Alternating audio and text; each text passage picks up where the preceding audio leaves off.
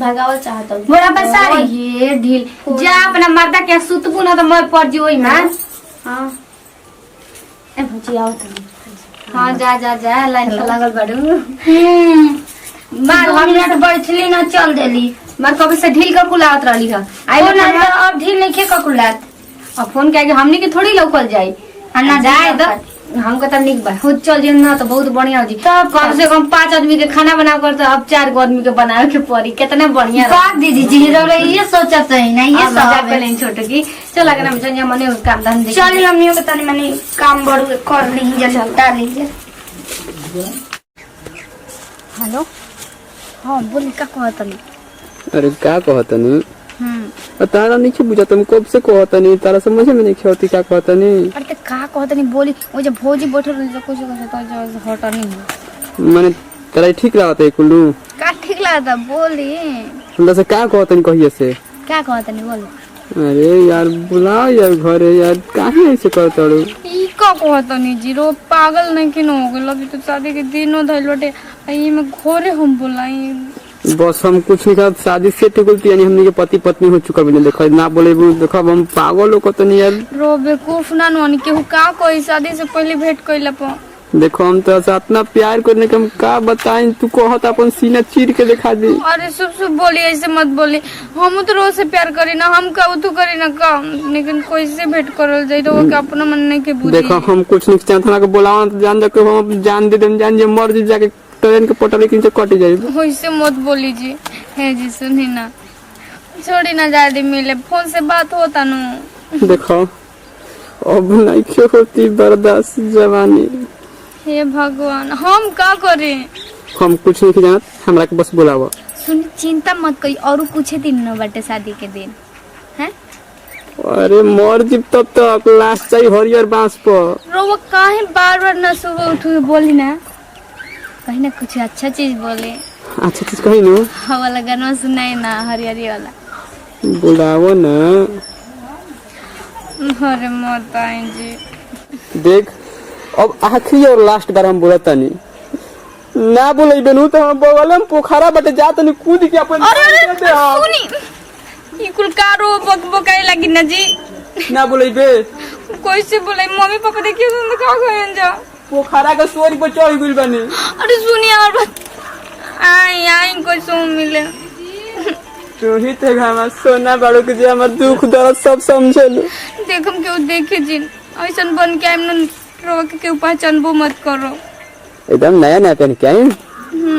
ठीक बटे आई अब देखो तनी हमारे इज्जत बचाए संभाल लिया घर है ठीक है रखी ना ओके ओके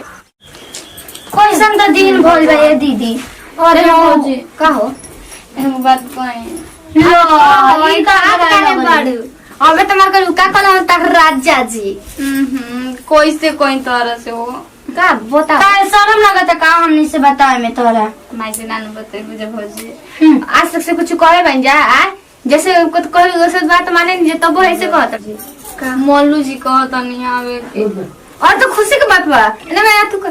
आवे के कहत हूं कर अच्छा तो यही बाने हमनी के मिली सूजी के हलवा खाए के खर्चा पानी तो होबे करी नु देखो ना माना कोइला के बावजूद भी लागत न एकरा शाम के आइए जाए जाए तो सोचे वाली का बात होती अभी सोचे वाली कहत नहीं अभी बियाह ना भइल ना कुछ आ घरे आई मिले खातिर का दीदी जी पहले के बाद कुछ और अब मॉडलिंग जमाना आ गइल कितना मॉडलिंग जमाना चलल बा हमनी घर के रीति रिवाज ना हो कि पहले ही लड़का लड़का मिलले रहे ना तो जल्दी छूटा छुट्टी ना होला हम जानी भौजी ऐसे ही कहनी ना अरे बुझी अच्छा है ना हम मम्मी जी से अच्छा हम पढ़ी कि तू पढ़ बनू हम मत कहती जन माना चुपचाप ठीक है दीदी जी राउरी का दाम तर कम पक्का कर देना ठीक है बुलाओ मस्त रही यही बाने हमने के देखियो ले वजन कैसे मैडम कैसे ना देखले नहीं है बस बातें ना गली बन गया इतना दिन से और बहुत जीदी बानी कहते न पोखरा में कूद जाए बताई तो काहे पोखरा में कूद जाए अरे तू का बात तू कुछ ही बोल दिल तो समझ में ना आवेला कि करे का होतई आसान तक ले आ जाता अच्छा से तैयारी कर ले रहा यार जाती जे जो छोटी चल आटा वाटा कुल खाना वाला बनाओ बढ़िया से ठीक है दीदी जी मंगा दो जा तू सुनी ना दीदी जी मंगा आगे वाला रूम में ना बेल से डाल दी हम जाते हैं तनी खाना वाना बनावे अपने देखा सुतावे के भी व्यवस्था कर हम खाना के बात करते कहां लेके चल गई तो बैठल ना वहां के तो चल नीचे से लेके ऊपर तक पहुंच जाली चुप रहो थोड़ी।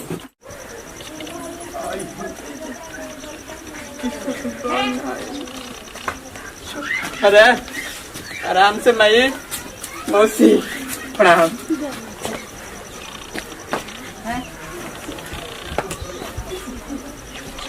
कौन गोलिया रे फुलवा तरले बायले रे कहले रे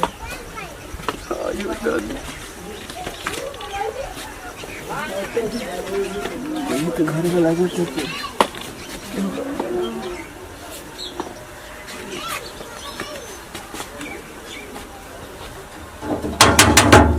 बाजी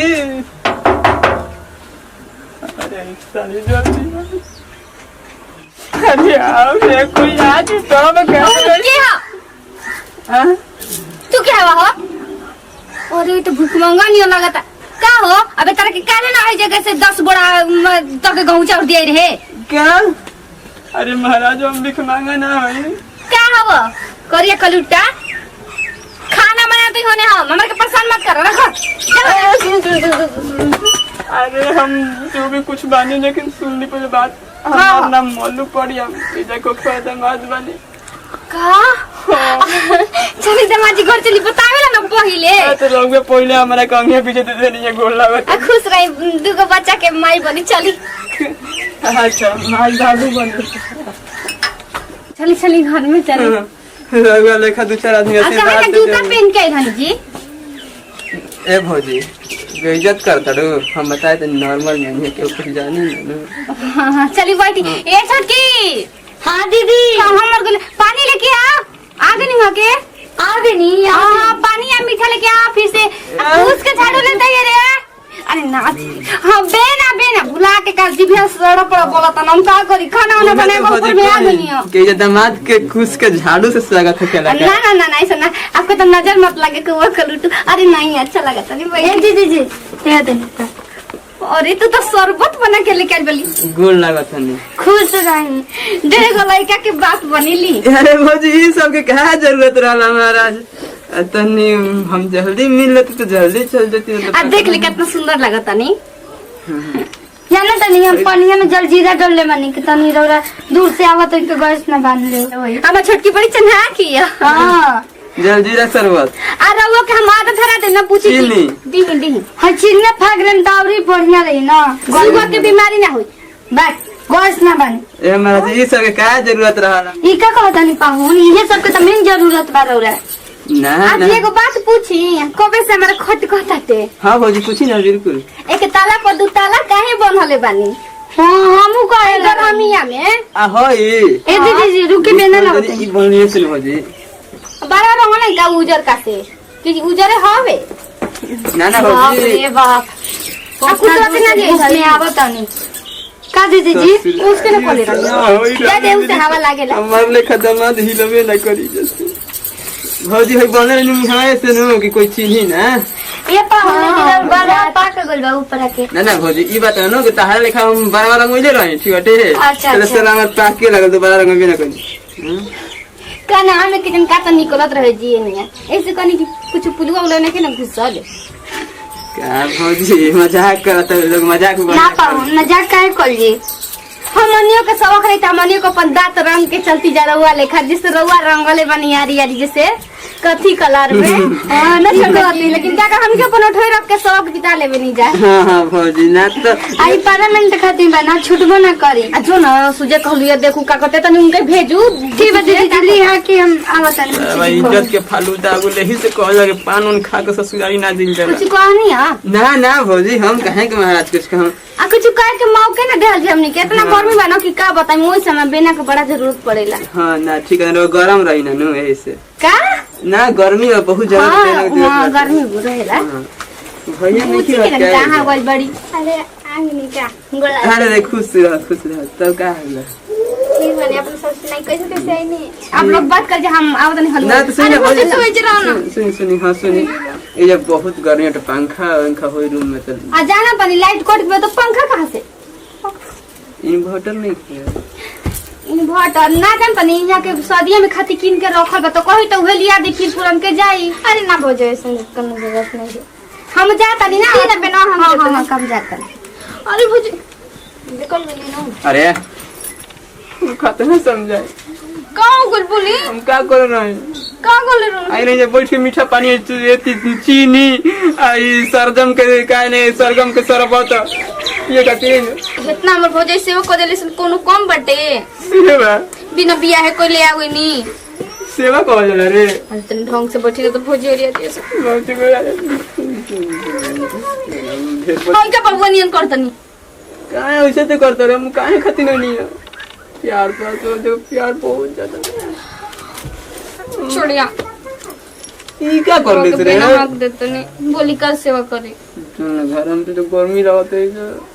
घर में पंखा नहीं खे द्वार पे पंखा बटे फिर तो हाथ में ना मैंने तो तुरंत में गर्मी ना लगे अच्छा तो चली आई आए अरे बाप रे कितना उतरा पर घोड़ा नहीं खींचो काहे के बने बड़ी सबूर करत अब बे सबूर हो बैठे इनकुल करो उतर आई लगनी जी वो आज भौजी आते भैया नु सुन बस मन ओ बुनरी होता पर 10 खिचो बनी दूर रही का रे दूर रही रो का ई देख भगवान भौजी सुन तो चुम्मा देना चुम्मा दी भी ना शादी से ने कुछ ना देना रे अरे बाप रे वो क्यों रही ना तने अभी ये चुम्मा दे देना ये सुन दे अरे माई जान दे मैं का करो अरे पूरा तेरी क्या होता घर में रे कोई जबरदस्ती करो तो नहीं रोवा देख कुछ नहीं खाई ये चुम्मा दे दे पर चुप रही रोवा खाली नहीं रोवा खाली फेंक करो घरवा में के लइका के बोली सुनाता अरे हम तो प्यार करने में तो समझ में नहीं क्या बात अरे तो हम करे ना ई तो लागत है हमर लइकी बिया एगो चुम्मा दे दे अरे बाप रो बर्दाश्त करे ना के हुआ जी तो का करो आधार रोके दी अरे कोई ना कितने को बहुत ही समझ कर उस दिख तो यार को ना तभी ना ओनिया रिक्स लेके देखी माई जान बोले लगे सुन अंधार में जीत के रूम में चल सुन तो ये काम सुन बात सब ठीक बटे अब अभी फिलहाल ये खाली चुम्मा दे दे बिनु तो हम जियारा जुड़ा जी ये खाली चुम्मा दे दे टेबल दे और मुझे पूरा फील कर ले देता हूं दे दे और मुझे तनी अरे कौन हरे मम्मी ये कौन हरे बोला लागत नी ई के हरे के हबो तू के हरे है ना तू के करे थमला हमरे घर में ढुकल पड़े तू के हवे का तू के है हम राउर कौन हनी हां हमरा दामाद होनी नमाज हां नमाज अरे रुका ता अरे अरे मैं आयो भाई आयो बाबू आयो दादा आयो भाई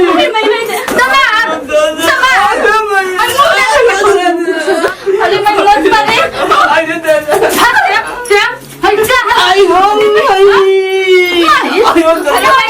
अरे सुन ले बोले सुनना रे भाई घर में रे ए मैं सुन पर ये सुनते नहीं कि सब बोलो जाते आयो दादा अरे हम तार बोल आवाज दमा दो ये बुढ़ी अयो भी बोल रहा है दमाद कौन है ना सुन दमाद अरे छोड़ दे दमाद आयो दादा चोकरा वाला बोल अजी कहो बोल रहा के जी चोकरा वाला बोल चक्कर है आयो दादा आयो मैं अरे पोती से भाग नहीं क्या करते सुने अयो वाला कर जमा दे बा कर जावा शंकर भगवान दर दमा दे मुड़ी तू पहचान लो मुझसे आयो दादा आयो मैं कैसे हिम्मत भले अपने घर में ढुके के अब हिम्मत क्या बात बे हम तो लगता माते नु और क्या कहत था मार क्या बोल रहा तोरे मुंह में दमाद बन गए बताओ तो कबे से घर में गइल तो तू समझ दाड़ी ना हाँ दीदी रौले तो हमेशा मजाक में लेना काश की मम्मी जी आती और तब जान जेती कि यार मैंने मिल लेती वो अपन दामाद हाँ मुँह के देख लेते मम्मी जी ना हाँ कि क्वेश्चन बनी क्वेश्चन हमने के तो देख सुनना ही नहीं जा कि खूब सुंदर देखियो लेने कितना सुंदर बा ओही फौजी का भाई हाँ भाई माय नो माय का भाई के उमा के माय मारो ती नहीं लगा दामाद के नहीं पहचानो हाँ मम्मी जी जी अरे घर में पानी भी कहाँ से लाएगा अपन और आ रही है दमाद है यहाँ के दमाद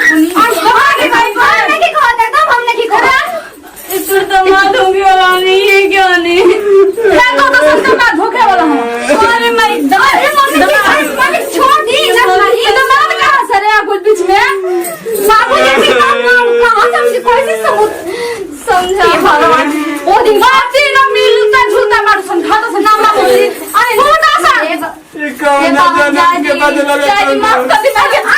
मम्मी जी के पास में कि हम उठा दे से का हला कइले बारू सर रे देखो ना लड़का को ठोक अरे रउआ कही आई नहीं है हम लोग लेने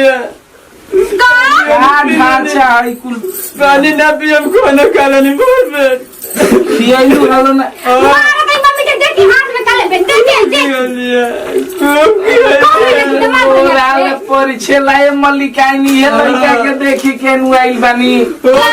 बड़ा इच्छा भइल बा इहे बाबूजी फोटो दूरबीन लगा के ना देखले रहो गोइठा से चप्पल से पैसा आकर के अपने हाथ से खाना खिया के मनाली कसम अपना दम दुआ के नमाज जी ढेर मार देले बनी अब हम ही जाना छोका किसी का टाइम देले हो खबू मम्मी जी की ना पता रहे ना देखले कभी अल्लाह के हेदरा मार देनी लाल लाल करिया मिलन अरे कोरिया मार के तेरे के पता नहीं जे तू सुनली से को बात ठीक बा बाबू को अपने सास के माफ कर दे हमरे के हम आपको माफ नहीं करेंगे मेरे दिल पे चोट लगा दिल से बुरा हुआ है मेरा भी दिल में चोट लगा है अनजाने में गलती हुआ है ना माफी मांग ली ना माफ कर दी दामाद जी हमरे के मैं अपने सास के माफ ना करम ऐसे दामाद की कौन मारता है जी उसका मार के गोड़ा तुर कर लाल से काला कर दे उसको आप लोग क्या समझते हैं महाराज मेरा कोई ससुराल निजत ही नहीं है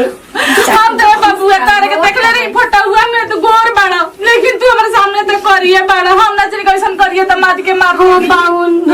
ब्राइटनेस बढ़वाए थे ना फोटो का ओ अच्छा बकुला के पाख से साफ करवैले रहनी है फटो है ना हमनी कैसे ना पहचान चाहे कबूतर के गू से रगड़ रगड़ के साफ करो अब मेरे को यहाँ पर शादी नहीं करना है बस मैं इतना ही जानता हूँ करी शादी नहीं करेगा बाबू काहे नहीं करेगा तू शादी नौकरी करेला अरे बाबू हमको माफ कर दे हाँ सुंदर दामाद करिए अरे वो कहूँ कहा ना माफ कर दिए माफ कर दे बनू हो करता जी अरे करिए ना माफ मांग हाँ करिए दामाद माफ कर दी ना अरे जाए थे हमारे मंगरैला जी माफ कर दी देखिए आपके नजर मत लगा पे केहू ना मारी हमारे से खुद ना मारा जाए गलती हो गई अनजान गाँव एगो पानी के मैं बढ़ाई नहीं की करा मैं कि हमारे सबको इतना बड़ाई करता कि आग से लटा और दिल से रोया होता जाने पूछ दी लोगों ने सास के बड़ाई गे तो मान जा से कह दे कि इनका बड़ाई कर ठीक है तो कह दिन कितना पापा जी करिए दामाद खोज में खानदान में कोई रामो जी करिए रहन सब भगवान से आधाले ऊपर 60% करिए बालू मुझे करिए दामाद से कर मिला ना करिए होगा सब करिए ना